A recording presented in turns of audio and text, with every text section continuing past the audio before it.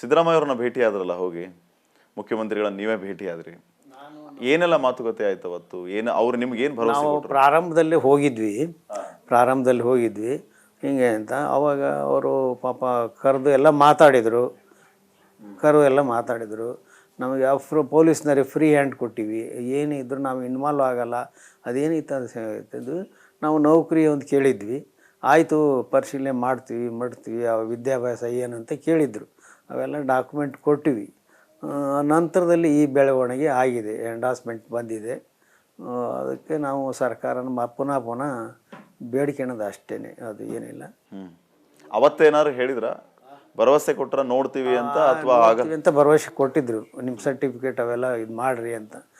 ಇದರಿಂದನೇ ನಾವು DC ಮುಖಾಂತರ ಅರ್ಜಿ ಬರೆದು ಅವಳದ ಎಜುಕೇಷನ್ ಕ್ವಾಲಿಫಿಕೇಷನ್ನು ಎಲ್ಲ ಬಯೋಡಾಟಾ ಎಲ್ಲ ಕೊಟ್ಟಿದ್ವಿ. ಆ ನಂತರದಲ್ಲಿ ಈ ಬೆಳವಣಿಗೆ ಆಗಿದೆ, ಕಾನೂನಲ್ಲಿ ಅವಕಾಶ ಇಲ್ಲ ಅಂತ. ಅದೊಂದು ನಮಗೆ ಸ್ವಲ್ಪ ಅದೇ ಭಾಳಷ್ಟು ಕಾಡ್ತಿರೋದು, ಅದು ಒಂದೇನು ಚಿಂತೆ. ಈಗಲೂ ಸರ್ಕಾರ ಮತ್ತು ಇದು ಮಾತ್ರ ಕೇಳೋದಷ್ಟೇ, ಯಾವುದೋ ರೀತಿ ಸರ್ಕಾರಕ್ಕೇನು ದೊಡ್ಡದು ಆಗಲಿಕ್ಕಿಲ್ಲ. ಇಂಥ ಒಂದು ವಿಶೇಷ ಪ್ರಕರಣ ಅಂತ ನಮ್ಮ ಪರಿಗಣಿಸಿ ಅಸೆಂಬ್ಲಿಯಲ್ಲೋ ಅಥವಾ ಕ್ಯಾಬಿನೆಟ್ನಲ್ಲೆಲ್ಲನೋ ಚರ್ಚೆ ಮಾಡಿ ಕೊಡಬಲಿಕ್ಕೆ ಸಾಧ್ಯ ಆಗುತ್ತೆ ಮನಸ್ಸು ಮಾಡಿದರೆ ಎಲ್ಲ ಮಿನಿಸ್ಟ್ರು ಎಲ್ಲ MLAಗಳು ಸಹಕಾರ ಐತೆ, ಎಲ್ಲರೂ ನಾವು ಸಹಕಾರ ಮಾಡ್ತೀವಿ ಅಂತಾರೆ. ಈ ಮೂಲಕ ಆದರೂ ಕೊಟ್ಟರೆ ಸಾಕು, ನಮಗೆ ಅವಳ ಒಂದು ಭವಿಷ್ಯ ಒಂದು ನಿರಾತಕವಾಗಿ ಇರ್ತತೆ, ಮಗುನ ಸಾಕ್ತಾಳೆ ಅಂತ ಒಂದು ಆಶಾಭಾವನೆ. ಈ ತನಿಖೆ ವಿಚಾರವಾಗಿ ಯಾರನ್ನೂ ಭೇಟಿ ಆಗ್ಬೇಕು ಅನ್ನೋ ಪ್ರಸಂಗನೇ ಬರಲಿಲ್ಲ ನಿಮಗೆ? ಯಾಕಂದರೆ ತನಿಖೆ ನೀಟಾಗಿ ಸಾಕೊಂಡು ಹೋಯಿತು. ಇಲ್ಲ ತನಿಖೆ ಬಗ್ಗೆ ನಾವು ಯಾರನ್ನೂ ಇದು ಮಾಡಲಿ, ನೇರವಾಗಿ ಪೊಲೀಸರು ಕಂಡೀವಿ, ಪೊಲೀಸರು ನಮಗೆಲ್ಲ ವಿವರಣೆ ಕೊಟ್ಟಾರೆ, ಎಲ್ಲ ಕರ್ಕೊಂಡು ಹೋದ್ರೆ ಅವರೇ. ನಮ್ಗೆ ಹೋಗೋಕ್ಕೂ ಇದು ಇಲ್ಲ, ಇವರೇ ನಮ್ಮ ಸ್ನೇಹಿತರು, ನಮ್ಮ ಅಧ್ಯಕ್ಷರೊಬ್ಬರು ಮಲ್ಲಿಕಾರ್ಜುನ ಸ್ವಾಮಿಗಳು ಅಂತಿದ್ದಾರೆ, ನಮ್ಮ ಪೊಲೀಸ್ ಮಲ್ಲಿಕಾರ್ಜುನ ಅವರೇ ಬೇರೆ ಮಾಡಿ ಅವರೆಲ್ಲ ಕರ್ಕೊಂಡು ಹೋಗಿದ್ದಾರೆ. ಪೊಲೀಸರನ್ನ ಆ ಟೈಮ್ನಲ್ಲಿ ಭೇಟಿಯಾಗಿದ್ವಿ, ಆವಾಗ ಇದು ಮಾಡಿದ್ದು ಕೂಡ ಅದನ್ನು ನಾವು ಪರ್ಸ್ನಲ್ಲಾಗಿ ಭೇಟಿಯಾಗಿ ಮಾಡಿದ್ವಿ. ಆ ರೀತಿ ಅವ್ರು ನಡ್ಕೊಂಡಿದ್ದಾರೆ. ಅದರಿಂದ ನಾವು ಅವರಿಗೆ ಅತ್ಯಂತ ದೊಡ್ಡ ನಾವು ನಮಸ್ಕಾರ ಹಾಕ್ತೀವಿ, ಧನ್ಯವಾದ ಹೇಳ್ತೀವಿ. ಸರ್ಕಾರಕ್ಕೂ ಅಷ್ಟೇ, ಚೀಫ್ ಮಿನಿಸ್ಟರ್ ಇರ್ಬೋದು, ಹೋಮ್ ಮಿನಿಸ್ಟರ್ ಇರ್ಬೋದು, ಪೊಲೀಸ್ ಇರ್ಬೋದು, ನ್ಯಾಯಾಂಗ SP ಇರ್ಬೋದು, ಎಲ್ಲರೂ ಕೂಡ ಪ್ರಾಮಾಣಿಕವಾಗಿ ಮಾಡಿದ್ದಾರೆ, ನಡೆಸ್ಕೊಟ್ಟಿದ್ದಾರೆ. ಮುಂದೇನು ಕೂಡ ಈಗ ನಿಮ್ಗೆ ಈ ಕೇಸ್ ಬಗ್ಗೆ ಅಪ್ಡೇಟ್ ಮಾಡ್ತಾ ಇರ್ತಾರ, ಫೋನ್ ಮೂಲಕ ಆಗಲಿ ಅಥವಾ ಈ ಥರ ಆಗಿದೆ? ಇಲ್ಲ ಆ ಥರ ಏನಿಲ್ಲ, ನಾವು ಅವ್ರ ಸಂಪರ್ಕದಲ್ಲಿ ಇಲ್ಲ, ನಾವು ಹೋಗಿ ಕಂಡಿಲ್ಲ. ಮುಂದಿನ ದಿನಗಳಲ್ಲಿ ಹೋಗಿ ಕಾಣ್ಬೇಕಂತ ಅಂದ್ಕೊಂಡಿವಿ. SPP ಅವ್ರು ಕಂಡು ಅವ್ರಿಗೆಲ್ಲ ಧನ್ಯವಾದ ಹೇಳ್ಬೇಕಾಗಿದೆ ನಾವು, ಯಾಕಂದರೆ ಅವರು ಇಷ್ಟೆಲ್ಲ ಮಾಡದೇ ಇದ್ದರೆ ಆಗ್ತಾ ಇರಲಿಲ್ಲ. ACP ಚಂದನ್ ಇರ್ಬೋದು, ದಯಾನಂದ್ ಸಾಹೇಬ್ ಇರ್ಬೋದು, ಎಲ್ಲರೂ ಭಾಳಷ್ಟು ಪ್ರಾಮಾಣಿಕವಾಗಿ ನಡ್ಕೊಂಡಿದ್ದಾರೆ. ಪೊಲೀಸ್ ಡಿಪಾರ್ಟ್ಮೆಂಟ್ಗೆ ಅಂಥವ್ರಿದ್ದರೆ ಒಂದು ಕೀರ್ತಿ. ನಿಮ್ಮ ಯಜಮಾನರಿಗೆ ಎಷ್ಟೆಲ್ಲ ಚಿತ್ರಹಿಂಸೆ ಕೊಟ್ಟರು ಅನ್ನೋದು ನಿಮ್ಗೆ ಗೊತ್ತಿರುತ್ತೆ. ಆ ಫೋಟೋಸ್ನ, ವಿಡಿಯೋಸ್ನ ಅವ್ರು ಹೇಳ್ತಾ ಇದ್ರು, ಈಗಲೂ ನಮಗೆ ಅದನ್ನು ನೆನಪು ಮಾಡಿಕೊಂಡ್ರೆ ಕರಳು ಕಿತ್ತು ಬರುತ್ತೆ ಅಂತ ಹೇಳಿ. ನೀವು ಗಮನಿಸಿದ್ರ ಅವನ್ನೆಲ್ಲ ವಿಚಾರಗಳನ್ನು? ಏನು ಅನಿಸ್ತು ನಿಮಗೆ ಅವಾಗ? ಯಾಕೆ ಈ ಥರ ಆಯಿತು ಅನ್ನೋಂತಹ ಆತಂಕ ಕಾಡ್ತಾ, ದುಃಖ ಆಯ್ತಾ? ಏನು ದುಃಖ ಆಯ್ತು, ಯಾಕೆ ಚಿತ್ರಹಿಂಸೆ ಕೊಟ್ಟು ಸಾಯಿಸ್ಯಾರ. ಅವ್ರ ಥರನೇ ಇಲ್ಲ, ಚೇಂಜೇ ಇದ್ರು ನೋಡೋಕ್ಕೆ. ಮೂಗೆಲ್ಲ ಅಪ್ಪಚ್ಚೆಗಿತ್ತು, ಕಣ್ಣು ಇದು ಆಗಿತ್ತು. ಅವಳ ಬಾಡಿ ಏನು ನೋಡೇ ಇಲ್ಲ ಸರ್, ಎಲ್ಲ ಪ್ಯಾಕ್ ಆಗಿ ಬಂದ್ಬಿಟ್ಟಿದ್ದು, ಮಕ್ಕ ಅಷ್ಟು ಕಾಣ್ತಾ ಇದೆ. ಅಲ್ಲಿ ನಾವು ಇದ್ದಾಗ ಅಲ್ಲಿ ಗೋಳಾಟ, ಇಲ್ಲಿ ಗೋಳಾಟ, ನಾವು ಆಕಿನ ಇಲ್ಲಿ ಬಿಟ್ಟು ಹೋಗಿದ್ದೀವಿ, ಅಲ್ಲಿ ಬಾಡಿ ಅಲ್ಲಿದೆ. ಮಾಮ ಏನಾರು ಮಾಡಿ ಕರ್ಕೊಂಬರ್ರಿ, ಕೈ ಕಾಲು ಹೋಗಿದ್ರೆ ಚಿಂತೆ ಇಲ್ಲ, ನಾನು ನೋಡ್ಕೊತೀನಿ, ಜೀವ ಇದ್ರೆ ಸಾಕು ಅಂದೋಳು. ಏನು ಮಾಡೋದು, ಏನಾರು ಅಂಗವೈಕಲ್ಯ ಆಗಿ ಅಮ್ಮನಾದ್ರೂ ಚಿಂತೆ ಇಲ್ಲ, ಜೀವ ಇದ್ರೆ ಸಾಕು, ನಾನು ಸಾಕ್ಯಂತೀನಿ, ಬದುಕ್ತೀನಿ ಅಂತ. ಅಲ್ಲಿವರೆಗೂ ವಿಷಯ ಗೊತ್ತಿಲ್ಲ ಸಹನ ಅವ್ರು ನಿಮಗೆ? ಬೆಳಿಗ್ಗೆ ಗೊತ್ತಾಯ್ತು, ಜನಗಳೆಲ್ಲ ಬರ್ತಿದ್ರಲ್ಲ, ಸಂಶಯ ಬಂತು. ನಿಮ್ಮ ಯಜಮಾನರು ಇದ್ದಾರೆ ಅಂತಾನೆ ನಿಮಗೆ ಇದು ಈ ಮಾತು ಯಾಕಂದ್ರೆ ನೀವು ಅಂದ್ರೆ ಕೈಕಾಲು ಮುರಿದಿದ್ರು ಚಿಂತೆ ಇಲ್ಲ ಏನಂತ ಇಟ್ಟಿದ್ದೀರಿ ಮಗನಿಗೆ? ಶಶಿಧರ. ಕಾಶಿನಾಥ್ ಅವರೇ, ನಿಮ್ಮ ಸೊಸೆಯನ್ನು ಪಾಪ ಅದೇ ನಮ್ಗೆ ಅರ್ಥ ಆಗತ್ತೆ. ಲೌಕಿಕ ಜೀವನದ್ದು ಪಾಪ, ಹೊರಗಿಂದು ನಾವು ಏನು ಕೇಳಿದ್ರು ಪಾಪ ಅವ್ರಿಗೆ ಇಲ್ಲಿ ಮುಗ್ಧತೆ ನನಗೆ ಅರ್ಥ ಆಗ್ತದೆ. ಅಂದರೆ ಅವ್ರಿಗೆ ಮಾತಾಡಕ್ಕೆ ಬರಲ್ಲ ಅಂತಲ್ಲ, ಅವ್ರ ಮುಗ್ಧತೆ ನಮ್ಗೆ ಅರ್ಥ ಆಗ್ತದೆ. ಇವನ್ನೆಲ್ಲ ನೋಡಿದಾಗ ನಿಮಗೆ ಇನ್ನೂ ಇಷ್ಟು ಮುಗ್ಧರಿರುವಂಥವ್ರು ನಮ್ಮ ಸೊಸೆ ಮೊಮ್ಮಕ್ಕಳು ಹೆಂಗಪ್ಪ ಅಂತ ನಿಮ್ಗೆ ಇನ್ನೂ ಕಾಡ್ತಾ ಇದೆಯಾ? ಹೆಂಗೆ ಜೀವನ ಅಂತ ಮುಂದೆ? ಅದೇ ಸರ್, ಅದೇ ಒಂದು ಸಮಸ್ಯೆ ಇರೋದು ಬಿಟ್ಟರೆ ಇನ್ನೇನಿಲ್ಲ ನಮಗೆ. ಕಾನೂನಿದೆ, ಕಂಟ್ಲೆ ಇದೆ, ನಡೀತಿದೆ, ಅದಾಗತ್ತೆ. ಆದರೆ ಈಗ ನಾವೇನು ಬದುಕಿದ್ದೀವಲ್ಲ, ನಮ್ಮ ಜೀವನ ನಡೆಸೋದು ಹೇಗೆ, ನಮಗೆ ಯಾರು ತೊಂದರೆಯಲ್ಲಿ ಆಗ್ತಾರೆ, ಕಷ್ಟ ಸುಖದಲ್ಲಿ ಆಗ್ತಾರೆ, ಆಗಬೇಕಾದ್ರೆ ಯಾರಿದ್ದಾರೆ, ಯಾವ ರೀತಿ ನಮಗೆ ಆರ್ಥಿಕ ಬಲ ಅದೆಲ್ಲ ಬೇಕಲ್ಲ, ಅದೆಲ್ಲ ಬಗ್ಗೆ ಏನು ಮಾಡೋದು ಅವಳಿಗೆ ಒಂದು. ಆದ್ದರಿಂದನೇ ನಾವು ಪದೇ ಪದೇ ತಮ್ಮ ಮುಖಾಂತರ ಎಲ್ಲರ ಮುಖಾಂತರ ಸರ್ಕಾರಕ್ಕೆ ಭಿನ್ನ ಮಾಡ್ಕೊತಿದ್ವಿ. ಅದೊಂದು ನೆಮ್ಮದಿ ಇದೊಂದು ಸಿಕ್ಕರೆ ಎಷ್ಟು ಒಂದು ಆತ್ಮಸೇರೆ ನಾವು ಬದುಕ್ತೀವಿ. ಏನೋ ಇವತ್ತು ವಯಸ್ಸಾದ ಮರ ಇವತ್ತು ಬೀಳುತ್ತೋ ನಾಳೆ ಬರುತ್ತೋ ಗೊತ್ತಿಲ್ಲ.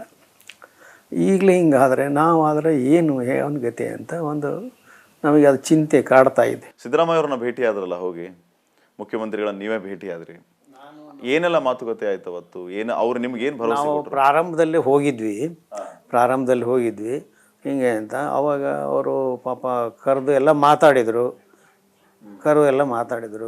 ನಮಗೆ ಪೊಲೀಸ್ನವ್ರಿಗೆ ಫ್ರೀ ಹ್ಯಾಂಡ್ ಕೊಟ್ಟಿವಿ, ಏನಿದ್ರು ನಾವು ಇನ್ವಾಲ್ವ್ ಆಗಲ್ಲ, ಅದೇನಿತ್ತು ಅದು ನಾವು ನೌಕರಿ ಒಂದು ಕೇಳಿದ್ವಿ. ಆಯಿತು ಪರಿಶೀಲನೆ ಮಾಡ್ತೀವಿ ಆ ವಿದ್ಯಾಭ್ಯಾಸ ಏನಂತ ಕೇಳಿದರು. ಅವೆಲ್ಲ ಡಾಕ್ಯುಮೆಂಟ್ ಕೊಟ್ಟಿವಿ. ನಂತರದಲ್ಲಿ ಈ ಬೆಳವಣಿಗೆ ಆಗಿದೆ, ಎಂಡಾಸ್ಮೆಂಟ್ ಬಂದಿದೆ. ಅದಕ್ಕೆ ನಾವು ಸರ್ಕಾರನ ಪುನಃ ಬೇಡಿಕೆಣದು ಅಷ್ಟೇ, ಅದು ಏನಿಲ್ಲ. ಅವತ್ತೇನಾದ್ರು ಹೇಳಿದ್ರ, ಭರವಸೆ ಕೊಟ್ರ ನೋಡ್ತೀವಿ ಅಂತ, ಅಥವಾ ಅಂತ ಭರವಸೆ ಕೊಟ್ಟಿದ್ರು, ನಿಮ್ಮ ಸರ್ಟಿಫಿಕೇಟ್ ಅವೆಲ್ಲ ಇದು ಮಾಡಿರಿ ಅಂತ. ಇದರಿಂದನೇ ನಾವು DC ಮುಖಾಂತರ ಅರ್ಜಿ ಬರೆದು ಅವಳದ ಎಜುಕೇಷನ್ ಕ್ವಾಲಿಫಿಕೇಷನ್ನು ಎಲ್ಲ ಬಯೋಡಾಟಾ ಎಲ್ಲ ಕೊಟ್ಟಿದ್ವಿ. ಆ ನಂತರದಲ್ಲಿ ಈ ಬೆಳವಣಿಗೆ ಆಗಿದೆ, ಕಾನೂನಲ್ಲಿ ಅವಕಾಶ ಇಲ್ಲ ಅಂತ. ಅದೊಂದು ನಮಗೆ ಸ್ವಲ್ಪ ಅದೇನೇ ಭಾಳಷ್ಟು ಕಾಡ್ತಿರೋದು, ಅದು ಒಂದೇನು ಚಿಂತೆ. ಈಗಲೂ ಸರ್ಕಾರ ಮತ್ತು ಇದು ಮಾತ್ರ ಕೇಳೋದಷ್ಟೇ. ಯಾವುದೋ ರೀತಿ ಸರ್ಕಾರಕ್ಕೇನು ದೊಡ್ಡದು ಆಗಲಿಕ್ಕಿಲ್ಲ. ಇಂಥ ಒಂದು ವಿಶೇಷ ಪ್ರಕರಣ ಅಂತ ನಮ್ಮ ಪರಿಗಣಿಸಿ ಅಸೆಂಬ್ಲಿಯಲ್ಲೋ ಅಥವಾ ಕ್ಯಾಬಿನೆಟ್ನಲ್ಲೆಲ್ಲನೋ ಚರ್ಚೆ ಮಾಡಿ ಕೊಡಬಲಿಕ್ಕೆ ಸಾಧ್ಯ ಆಗುತ್ತೆ ಮನಸ್ಸು ಮಾಡಿದರೆ ಎಲ್ಲ ಮಿನಿಸ್ಟ್ರು ಎಲ್ಲ MLAಗಳು ಸಹಕಾರ ಐತೆ, ಎಲ್ಲರೂ ನಾವು ಸಹಕಾರ ಮಾಡ್ತೀವಿ ಅಂತಾರೆ. ಈ ಮೂಲಕ ಆದರೂ ಕೊಟ್ಟರೆ ಸಾಕು, ನಮಗೆ ಅವಳೊಂದು ಭವಿಷ್ಯ ಒಂದು ನಿರಾತಕವಾಗಿ ಇರ್ತತೆ, ಮಗುನ ಸಾಕ್ತಾಳೆ ಅಂತ ಒಂದು ಆಶಾಭಾವನೆ. ಈ ತನಿಖೆ ವಿಚಾರವಾಗಿ ಯಾರನ್ನೂ ಭೇಟಿ ಆಗ್ಬೇಕು ಅನ್ನೋ ಪ್ರಸಂಗನೇ ಬರಲಿಲ್ಲ ನಿಮಗೆ? ಯಾಕಂದರೆ ತನಿಖೆ ನೀಟಾಗಿ ಸಾಕೊಂಡು ಹೋಯಿತು. ಇಲ್ಲ ತನಿಖೆ ಬಗ್ಗೆ ನಾವು ಯಾರನ್ನೂ ಇದು ಮಾಡಲಿ, ನೇರವಾಗಿ ಪೊಲೀಸರು ಕಂಡೀವಿ. ಪೊಲೀಸರು ನಮಗೆಲ್ಲ ವಿವರಣೆ ಕೊಟ್ಟಾರೆ, ಎಲ್ಲ ಕರ್ಕೊಂಡು ಹೋದ್ರೆ ಅವ್ರೆ. ನಮ್ಗೆ ಹೋಗೋಕ್ಕೂ ಇದು ಇಲ್ಲ, ಇವರೇ ನಮ್ಮ ಸ್ನೇಹಿತರು, ನಮ್ಮ ಅಧ್ಯಕ್ಷರೊಬ್ಬರು ಮಲ್ಲಿಕಾರ್ಜುನ ಸ್ವಾಮಿಗಳು ಅಂತಿದ್ದಾರೆ, ನಮ್ಮ ಪೊಲೀಸ್ ಮಲ್ಲಿಕಾರ್ಜುನ ಅವರೇ ಬೇರೆ ಮಾಡಿ ಅವರೆಲ್ಲ ಕರ್ಕೊಂಡು ಹೋಗಿದ್ದಾರೆ. ಪೊಲೀಸರನ್ನ ಆ ಟೈಮ್ನಲ್ಲಿ ಭೇಟಿಯಾಗಿದ್ವಿ. ಆವಾಗ ಇದು ಮಾಡಿದ್ದು ಕೂಡ ಅದನ್ನು ನಾವು ಪರ್ಸ್ನಲ್ಲಾಗಿ ಭೇಟಿಯಾಗಿ ಮಾಡಿದ್ವಿ. ಆ ರೀತಿ ಅವ್ರು ನಡ್ಕೊಂಡಿದ್ದಾರೆ. ಅದರಿಂದ ನಾವು ಅವರಿಗೆ ಅತ್ಯಂತ ದೊಡ್ಡ ನಾವು ನಮಸ್ಕಾರ ಹಾಕ್ತೀವಿ, ಧನ್ಯವಾದ ಹೇಳ್ತೀವಿ. ಸರ್ಕಾರಕ್ಕೂ ಅಷ್ಟೇ, ಚೀಫ್ ಮಿನಿಸ್ಟರ್ ಇರ್ಬೋದು, ಹೋಮ್ ಮಿನಿಸ್ಟರ್ ಇರ್ಬೋದು, ಪೊಲೀಸ್ ಇರ್ಬೋದು, ನ್ಯಾಯಾಂಗ SPP ಇರ್ಬೋದು, ಎಲ್ಲರೂ ಕೂಡ ಪ್ರಾಮಾಣಿಕವಾಗಿ ಮಾಡಿದ್ದಾರೆ, ನಡೆಸ್ಕೊಟ್ಟಿದ್ದಾರೆ. ಮುಂದೇನು ಕೂಡ ಈಗ ನಿಮ್ಗೆ ಈ ಕೇಸ್ ಬಗ್ಗೆ ಅಪ್ಡೇಟ್ ಮಾಡ್ತಾ ಇರ್ತಾರ, ಫೋನ್ ಮೂಲಕ ಆಗಲಿ ಅಥವಾ ಈ ಥರ ಆಗಿದೆ? ಇಲ್ಲ ಆ ಥರ ಏನಿಲ್ಲ. ನಾವು ಅವ್ರ ಸಂಪರ್ಕದಲ್ಲಿ ಇಲ್ಲ, ನಾವು ಹೋಗಿ ಕಂಡಿಲ್ಲ. ಮುಂದಿನ ದಿನಗಳಲ್ಲಿ ಹೋಗಿ ಕಾಣ್ಬೇಕಂತ ಅಂದ್ಕೊಂಡಿವಿ. SPP ಅವ್ರು ಕಂಡು ಅವ್ರಿಗೆಲ್ಲ ಧನ್ಯವಾದ ಹೇಳಬೇಕಾಗಿದೆ ನಾವು. ಯಾಕಂದರೆ ಅವರು ಇಷ್ಟೆಲ್ಲ ಮಾಡದೇ ಇದ್ದರೆ ಆಗ್ತಾ ಇರಲಿಲ್ಲ.